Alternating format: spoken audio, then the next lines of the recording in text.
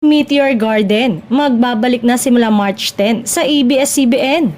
Magandang balita para sa lahat lalo na sa mga OG Asian novela fanatics. Mula sa first and true home of Asian novelas, magbabalik na ang Asian series na minahal at tinangkilik ng maraming Pinoy at isa sa mga pasimuno ng pamamayagpag ng mga ganong klaseng serye mula sa 2000.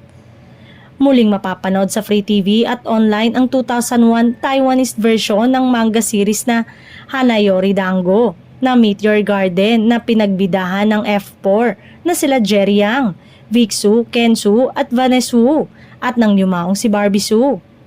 Unang umerang Meteor Garden noong May 5, 2003 sa dating ABS-CBN Channel 2. Ipinalabas nito sa GMA noong 2007 at muli sa Kapamilya Network noong 2014.